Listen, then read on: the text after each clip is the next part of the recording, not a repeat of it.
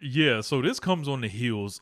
Man, I guess we should start with the tape. Oh Now, God. all All right. right. So Yeah. like Sure. they show last week we kind of talked about, they were going to show the tape, and they showed the tape, James. And watch this thing, and they did it as part of like an angle with the Young Bucks talking about they weren't focused on this stuff like that, and I was like, I thought my idea was better that I had on the show last week, where they just like use it to reintroduce Jack Perry. I think the tying FTR into it stinks. And I was listening to Trish and Sarah podcast, and I felt very similar to the way Sarah was talking about it. Like it was like, hold on, you put FTR out there in the role of like to sympathize with like CM Punk, and they're the baby faces, and then like the Bucks are heels from this. It's all fucked up and muddy. Let alone what's actually on the tape and the goals and the objectives of the tape. I think nothing changed, and perhaps everything got a little bit more dug in on each side on what happened. Um, if you or someone that has gone into this and think, oh yeah, everything CM Punk's been saying is on the up and up, I think you feel vindicated by watching this. All right. If you or someone that looked at it like, yeah, man, this guy's kind of a raging, aggressive kind of person, I think you got the evidence for that. However, when I saw this, I didn't feel good watching it.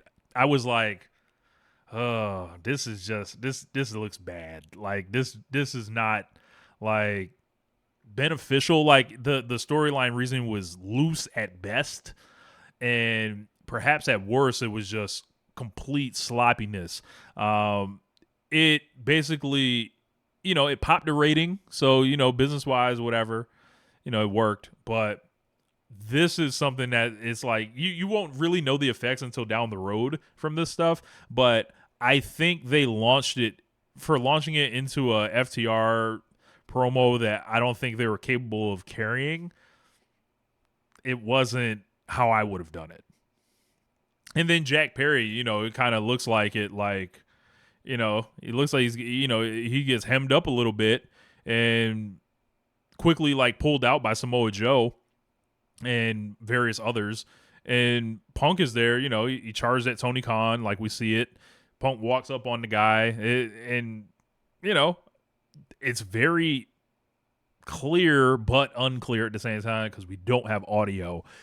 I think this is a Rorschach test, honestly. Whatever you want to see out of this video, you will see.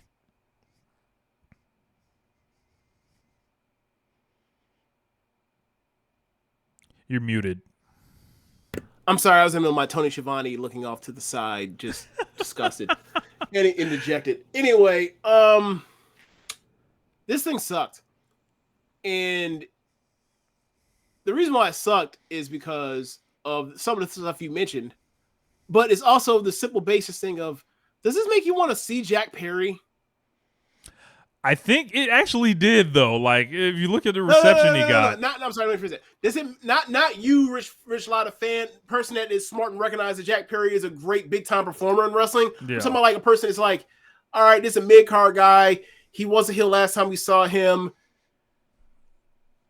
This guy that was a bigger star that I probably was more interested in watching is now gone because he got in a fight with this guy, and now this guy's been gone in fucking Japan doing God knows what for forever. Now he's going to come back and be the dominant Mysterio for the Young Bucks. Like, does that really interest anybody? Like, I don't know what his role is supposed to be other than guy that's going to show ass for the Young Bucks and Okada and eat pins. Have we now just like, is that his new reality where like, oh, he's just, that's where he is now. Forget the part where like he was upper mid carder or a mid carder. Now he's just a guy that's going to be on the bottom. I think they've got to use this to push him. Like, and if they don't, it's a tragic mistake of showing this and doing nothing with it, because he walked into Chicago and he owned the building. Like, it was pretty interesting to watch. Let's just say that. Yeah, but like much to, believe it or not, regardless of what some AEW fans believe, not every fucking show in AEW is in Chicago. Like, you know what I'm saying? Like that reaction is like, okay, that's cool. He's gonna have that reaction when he's there, like the 8 times they're there in Chicago per year. It's also What about confusing because a the lot of other people want to 102? cheer. A lot of people want to Sorry? cheer him.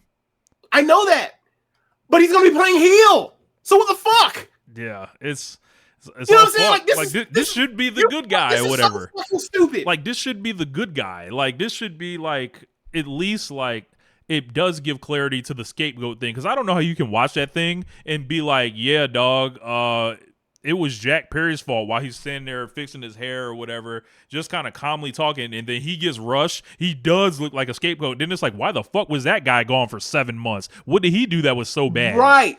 And then he's coming back as a bad guy. Right. That's dumb. And he's gonna be teaming with a group of bad guys. Look, that's dumb. I feel like the only way to save it.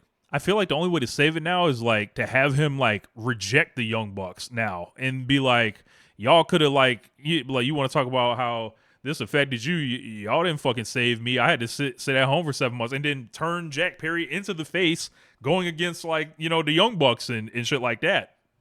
Rich, but the thing is, Meltzer a couple weeks ago was talking about the whole Jack Perry thing, about how he was in New Japan and there was lack of communication, and Tony Khan is still mad at Jack Perry. The only way to make this work is if you make Tony Khan the heel. And that is fundamentally fucking stupid. And that's why Tony Khan's not on TV except for every bluish of moons. Mm-hmm. This was dumb. They should never have done this. And not only that, like, think about it from a part where you're not even in the weeds as much as we are talking about this, right? So CM Punk had beef with a tag team in AEW, or had a fight with a tag team in AEW, and the tag team had one of their best friends with them. The Young Bucks don't talk about it. CM Punk talks about it. The tag team's friend talks about it, and every time those who talk about it is like, "Oh, people fighting to get over it," which is what people are supposed to say, and what you're supposed to actually how you're supposed to actually handle this.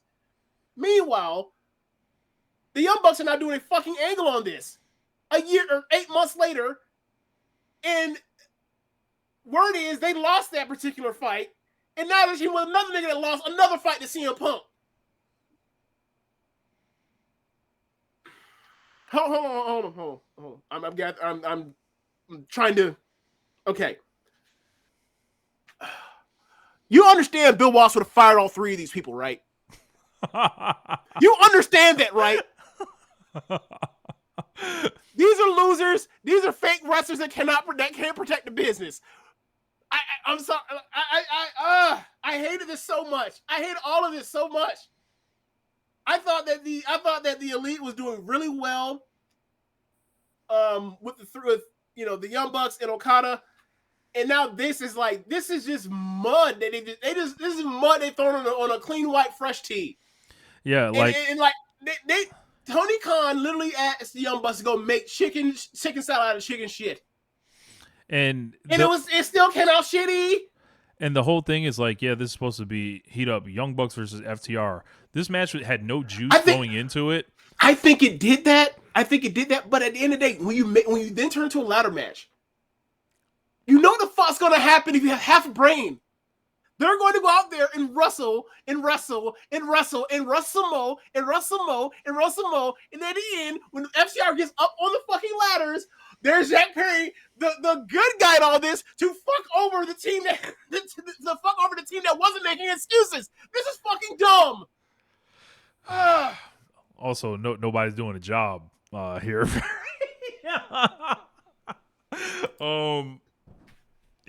Take it how you want on that one. But yeah, this I wouldn't have this would have sucked either way. If this was a regular match, it still would have sucked. They would have wrestled, and at the end of the day, Scapegoat would have came out there and screwed them boys over. It'd been the same situation. This guy's gonna come back for a return pop, gonna immediately do something evil, and they're gonna be teaming with the guys that are like in real life the okay guys or the less bad guys, but are out here trying to garner booze. This is so dumb. Yeah. Like I just can't like. Like FTR advocating on behalf of CM Punk, and then like the CM Punk chance in the building after this, and it's like this is a total backfire backwards situation. I think the only way to save it is to put Jack versus the Bucks, like, and then invert the shit. I don't know, man. Like this wasn't like, I think they thought about this. They just didn't pick the best idea. Like, because you could have left FTR out of this, and then. But that's the only way you can. But that's the only reason why you would even show it. It's like, all right, we got FTR, we have the Young Bucks. This is number 4. What is going to be the hook this time? We can't say, oh, it's a match. This match after we've had the first 3 match. Well, then determine who's the greatest tag team of all time. They have to have a hook for intrigue. And the intrigue was, well, this one guy put another guy in a fucking guillotine, and then Samoa Joe told him to let go, and then he went out there and gestured at or said something to Tony Khan and went out there and then beat the guy that's going to become the next fucking world champion on his way out to go to WWE. This is fucking dumb. Yeah. Like if I swear, if this was 25 years ago, somebody would have to do the interview with Dave Meltzer, like how Bray had to do the fucking screw job. Like, this is fucking, like, what is this nonsense? Hold on. Vince McMahon went on national television and tried to babyface himself with an interview while Bret Hart was out the door, thinking he was going to come out as the good guy for this. Like, that happened. That's my point. This is how dumb this is, Rich. But it worked, like, the wrong way. It worked the wrong way. Like, it turned him into. It turned right. Is Tony Khan? So my point is this: is Tony Khan going to come out here and become Mr. Khan or not? I hope not, because he does not have the chops for that. He doesn't. And also, like, I don't know. You got to get on the gas. You don't like FTR don't represent the the idea. I don't know. It's all backwards. Bro, all FTR did was come out and say, "Why are you talking about this old shit?" And I gotta say, I agree. Why are you bringing this old shit up? Shut the fuck up! Come out here and throw super kicks. Fuck. Shit, yeah. Like, I hate what they tried to do to this, because it was like, yeah, Young Bucks, here's your job for the night. Because we know who wanted to show this. It was Tony Khan who wanted to show this. Right. So at that point, the Bucks are like, fuck it, you write the checks. so we'll do this with Tony Khan at points at small little windows. I'm not saying this is like a constant thing, right? At certain moments like this, would it be like, hey, we want you to, you just recently resigned in the last, few months or whatever else, the whole entire elite and everything. Now that they're saying, we're past the whole, all the water under the bridge stuff we passed. Can we go out here and flood that fucking bridge again for us, please? Do you think in moments like they'd be like, man, we should have went out there with the sex traffickers. Times like they'd be like, maybe we should have went out here and been employed by the sex traffickers instead of dealing with this dumb shit. This was so dumb, man. I hate it. I have to go back. People have to like go through the like the Rolodex of like things for me. Like, did I hate this? Is there anything I hated more to ever happen in AEW? This was up there, really high up there for annoying the fuck out of me.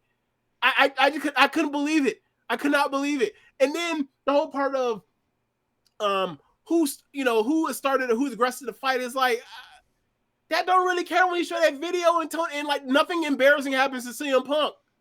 Mm-hmm. Nothing embarrassing happens to CM Punk at all. In fact, he comes out there and he fucking leaves. He leaves your company beating somebody. Fuck! You knew you had to fire him backstage. Get his ass out there and then have Joe screw him. Shoot on him. What are you doing? Too much class. Forget the part where Joe is going to eventually become the champion, because they didn't know that. I don't think they knew that then. But it looks worse now. Yeah. They should have brought out Judo instead of Joe come out there. They should have brought out Judo Gene LaBelle in a fucking ninja suit.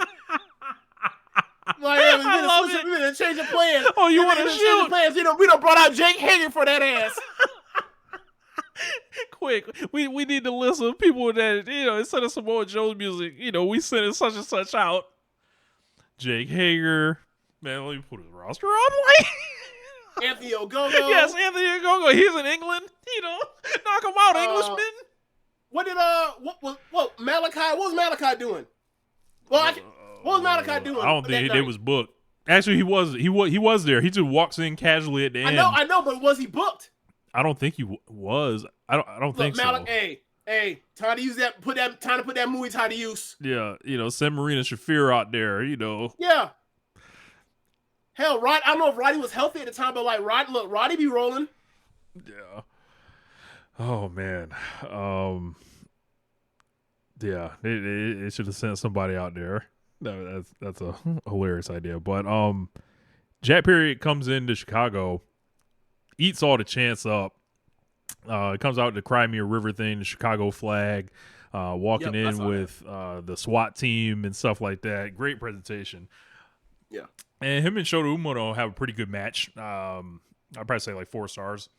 And this ends with they're chanting "you choked," you got choked out, and then he responds by choking Shota Umino. He's doing various CM Punk moves, broken glass pants, all that. I like the setup he did for GTS, where Shota turns into a DDT. Yeah, and it was like, yeah, man, like something's there. Like I still believe in the guy, and I think he's like, he's on his way. He's got a jolt of something here. That's the part that frustrates me about this so much. Is like I believe in him too as a big match wrestler, and you put him in a position where he's immediately has to be the number 4 in his faction, in this new faction thing seemingly, and he's back and he's gonna be working heel after he's going by the goat or the scapegoat thing, but people are gonna look around and be like, well, yeah, he is a scapegoat. If you're a fan watching this shit or paying attention, yeah, he is a scapegoat. What? I don't have any beef with he's the heel that's right. Yeah, that gets heat. Yeah, he's I mean, obviously it does in certain situations, but in this particular situation, I don't see how this he's gonna go Bruce I got screwed over and over and over. Yeah, you did. Tony Khan sucks back there. He should have picked up the phone and got you back on TV months ago. What the fuck? Yeah, at this point, they might want to consider if because a lot of this stuff is headcanon. I just assumed they were putting him with the Elite.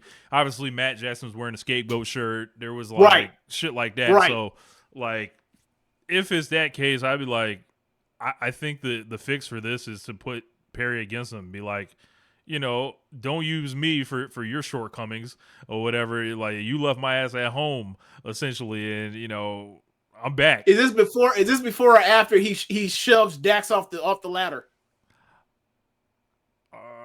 I mean, he could build up to the frustration, or I don't know. Maybe I'm trying to come up with something it's going to take time, whatever they do. They have booked themselves into a hole. You got to, and there's only one way out of that bitch. You got to climb right the fuck back out. But yeah, so seemingly he finished up. He lost to Umino, shook his hand after. So his AEW re-debut is probably imminent. If I had to guess, Dynasty's next week, so maybe I'll see the scapegoat in person. Hopefully, I'm pretty sure you will. Yeah, I'm pretty sure you will see him. What else we got?